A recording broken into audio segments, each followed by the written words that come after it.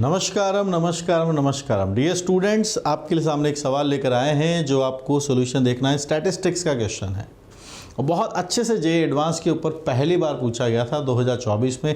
इसी ईयर के अंदर इस टॉपिक को जेईई एडवांस के अंदर इंक्लूड किया था। जेईई मेन के अंदर स्टैटिस्टिक्स था पर जेईई एडवांस के अंदर इसी के अंदर इन्वॉल्व किया गया था। तो 2024 के 2024 के पेपर 1 के अंदर किस कैटेगरी में इस क्वेश्चन को पूछा गया है वो है आपका नॉन नेगेटिव इंटीजर वाला जो सेक्शन है उसके अंदर there was no negative marking और फुल मार्क्स मिलने पर 4 मार्क्स मिलेंगे। यानी अगर स्टूडेंट इसको गलत अटेम्प्ट भी करता है तो there was no negative marking, कोई नेगेटिव मार्क्स उसको नहीं मिलने वाले थे।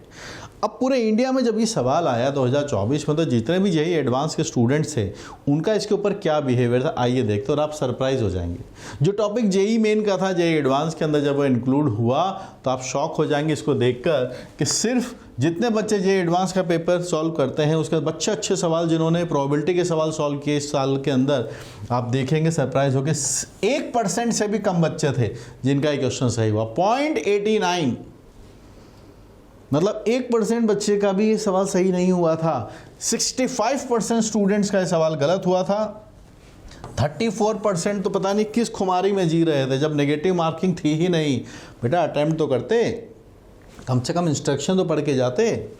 उनके पास वही है कि टाइम नहीं बचा होगा स्टैटिस्टिक्स का, कौन अटेम्प्ट करेगा, छोड़ के गए होंगे या फिर रिस्क नहीं लिया। रिस्क जैसा तो कुछ था ही नहीं इसके अंदर। इस 65% के अंदर बहुत सारे स्टूडेंट तुक्के वाले भी हैं। ठीक है, चलिए, पर ये तुक्का करना बहुत मुश्किल काम है। 1595 स्टूडेंट्स ने एग्जैक्टली इसको सॉल्व करके निकाला होगा और अपने पूरे भारत में ऐसे बहुत सारे बच्चे हैं, 1500 बच्चे ही हैं तो जो सिंसियरली पढ़ाई करते हैं। चलिए क्वेश्चन के ऊपर आते हैं और ऐसा कौन सा क्वेश्चन था इस पूरे पेपर का ये लीस्ट परसेंटेज है जो कि अटेम्प्ट हुआ है। मतलब ये कहा जा सकता है जिस क्वेश्चन का आंसर सबसे कम आया हो, मतलब ये है कि वो क्वेश्चन फिर उस पूरे साल में सबसे कम लोगों से हुआ है, तो टफ क्वेश्चन कंसीडर किया जा सकता है।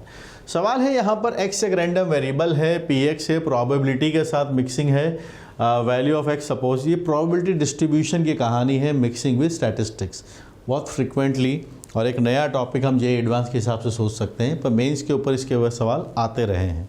ठीक है, कंबाइंड किया गया है स्ट्रेट लाइन के साथ भी, तो अधिकतर हो सकता है बच्चों ने यही सोच के छोड़ा हो कि सर प्रोबेबिलिटी भी है, वेरिएंस की भी बात कर रहे हैं, लाइन भी आ गया है। तो सबका जैसे एवेंजर मूवी में थोड़ा थोड़ा सबका रोल होता है ऐसे यहाँ पर भी सबका थोड़ा थोड़ा रोल है, तो हम उसको सिंप्लीफाई करते हैं। चलिए आगे बढ़ते हैं, क्वेश्चन की तरफ बढ़ते हैं और क्या यहाँ पर पूछा गया है वो मैं आपको समझाता हूँ। x is a random variable px लिखा हुआ है, probability x takes the value of x। Suppose that the point x comma px equal to small x, x is from 0 1 2 3 4। ठीक है, कितनी वैल्यूज पिक कर रहा है? They are taking 5 value 0 1 2 3 4 lies on a fix straight line in xy plane. ठीक है, सो assume करते हैं लाइन क्या है, y equal to mx plus C, और पॉइंट क्या है? ये पॉइंट हमें दिया हुआ है, कहाँ है पॉइंट ये रहा दिस। तो पॉइंट हमारे पास से हो गया है x कॉमा px, ये इस पे लाई करेगा। So we can have px as m times x plus C. ठीक है, और आपको पता है कि x की वैल्यूज कितनी पॉसिबल है, 0 1 2 3 एंड 4। इसके अलावा ये भी बात बोली गई है कि p ऑफ x की वैल्यू 0 आती है for all value. In 5 values को छोड़कर बाकी सब जगह प्रोबेबिलिटी 0 आएगी। तो किसी पर्टिकुलर एक्सपेरिमेंट में अगर ये बात हो रहा है तो फिर एक बात यहाँ से निकल के आती है कि सम ऑफ ऑल इवेंट्स का प्रोबेबिलिटी का सम 1 आता है। तो बाकी इन 5 वैल्यूज के अलावा बाकी सबका प्रोबेबिलिटी अगर 0 है तो यहाँ पे आपको पता होगा कि then we can write p of xi, सभी का जो समेशन निकल के आएगा दैट हैज़ टू बी 1। तो यहाँ पे अपने पास कितना डेटा लिखा हुआ है, m टाइम्स xi बन जाएगा, प्लस c भी लिखा हुआ है, सामने आएगा 1, यहाँ से m रहेगा और ये जितने डेटास पॉसिबल हैं यहाँ पे आप देखिएगा सिग्मा c भी है।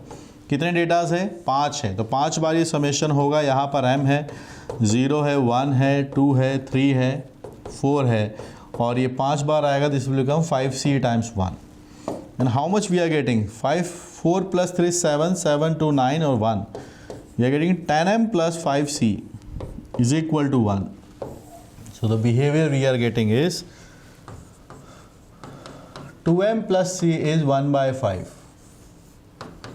नंबर 1, 2m प्लस सी की वैल्यू आती है 1/5, कंडीशन नंबर 1।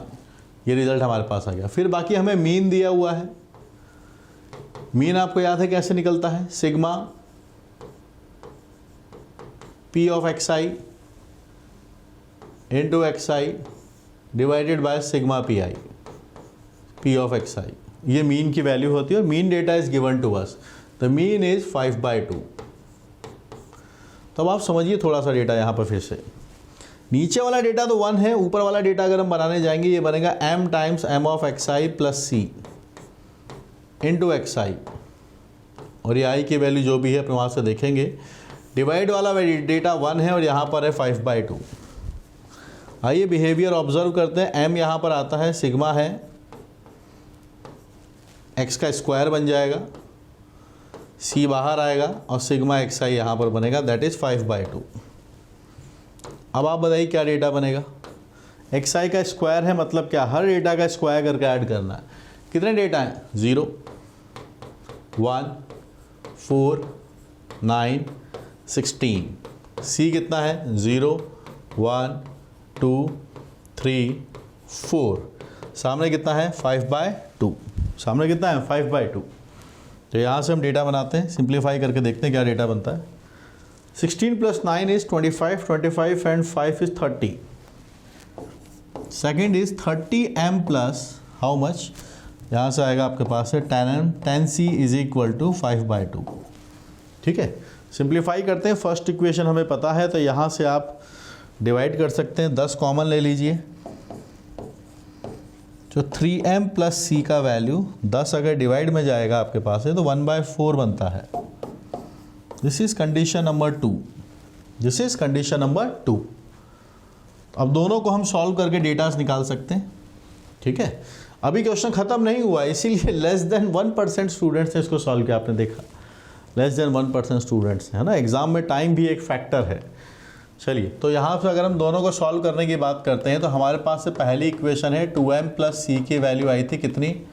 1/5, और the second equation was 3m plus C. 3m plus C का वैल्यू आया था 1/4। I think we can take the difference now. तो m की वैल्यू आपके पास है 1/4 माइनस 1/5। 3m में से इस ऊपर वाले को घटा देंगे, so I can have m is 1/20। ये मेरे पास से डेटा आता है। तो यहाँ से हम c और निकाल लेते हैं तो आपके पास से बनेगा 3/20 प्लस c इज़ 1/4।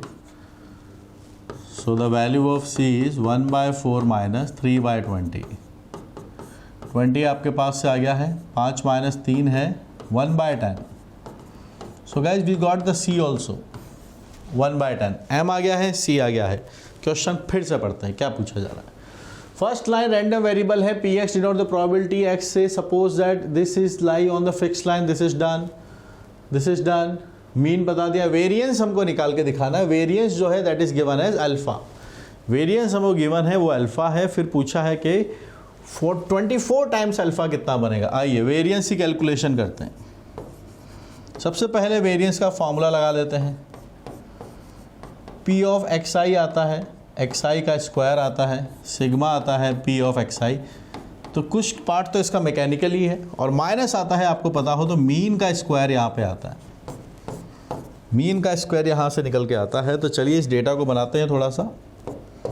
नीचे वाला डेटा तो 1 है, दिस क्वांटिटी इज 1। ऊपर वाला डेटा बनाते हैं। सिग्मा पी आई एक्स आई क्या फार्मूला है? अभी अभी हमने देखा कि पी आई एक्स आई से ये फार्मूला होता है। एम ओ सी का डेटा निकल के आ गया है। तो आप क्या समेशन बनाएंगे यहाँ पर?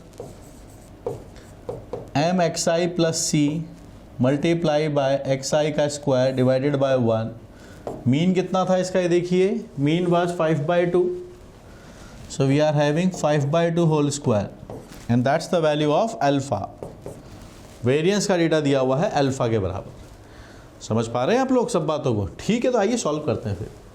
सो alpha is sigma M X I का क्यूब बन जाएगा, स्क्वायर है वहाँ पर, सी है आपके पास से, एक्स आई का स्क्वायर है सी कॉमन आ जाएगा, this is the value of C, और माइनस 25/4, और ये डिवाइड हो रहा है 1 से, अपॉन में sigma P I of X I is 1, this is the value of alpha. M बाहर ले लिया। अब बताइए क्यूब का मतलब क्या, डेटास क्या है एक्स आई के, 0 1 2 3 4, 1 क्यूब कीजिए 1, 2 का क्यूब कीजिए 8, 3 का क्यूब कीजिए, ये रे डेटा 0 1 2 3 4, क्यूब कीजिए सबका, 3 का क्यूब कीजिए 27, 4 का क्यूब कीजिए 64, यही होगा।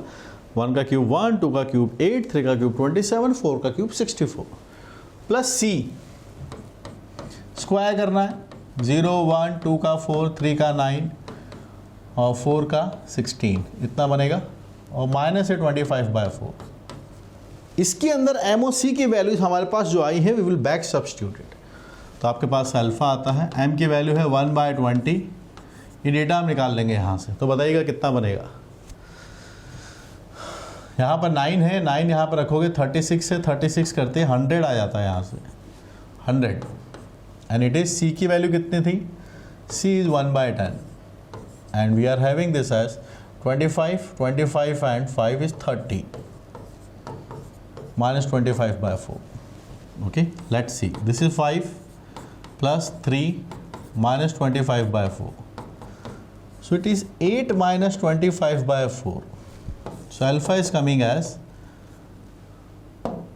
32 minus 25/4. It is coming as 7/4. Okay, this is coming as 7/4, and we are looking for 24 alpha.